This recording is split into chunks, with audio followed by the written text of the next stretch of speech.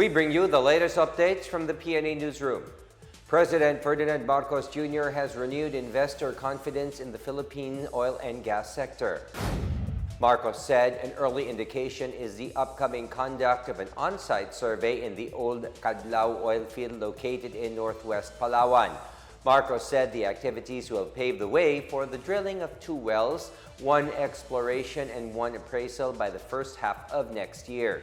He said that while it is a first step, it signals the government's intent to maximize indigenous resources. It has also attracted strong interest from foreign investors in the Philippines' upstream oil and gas sector.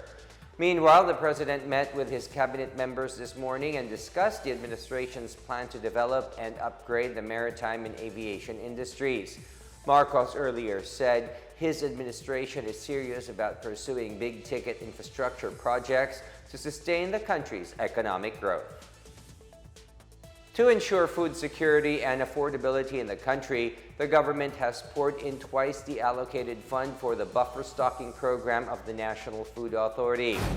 Under the proposed 2023 national budget, the provision for the country's buffer stock capacity has increased from 9 days to 15 days with an allocation of 12 billion pesos. This amount is almost double the current budget this year at 7 billion pesos. The DBM also allocated around 0.67 billion pesos for the purchase of high-quality rice and corn seeds for seed buffer stock under the Department of Agriculture and 184.1 billion pesos for the agricultural sector to ensure food security and agricultural productivity.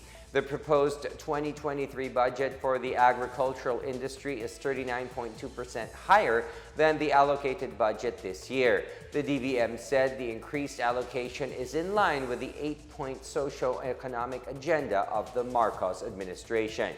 In his budget message, the president said agriculture is both a top concern and a top priority of his administration.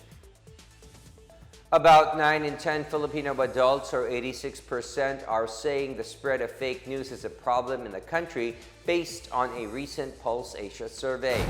In a poll conducted from September 17 to 21, Balance Luzon had the most respondents who think fake news is a problem at 92%, followed by the National Capital Region at 87%, Mindanao at 81%, and the Visayas at 77%.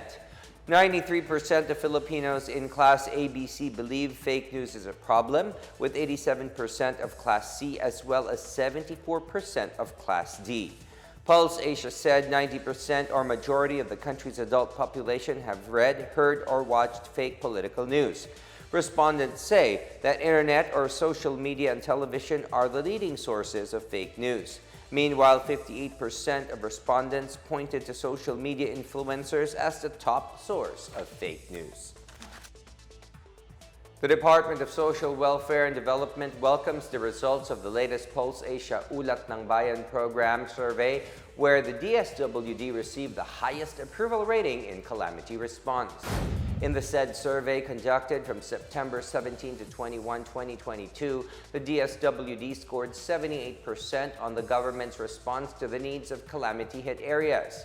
In a statement, the DSWD attributed this achievement to the consistent coordination of local government units and the national government agencies in responding to disasters and providing relief.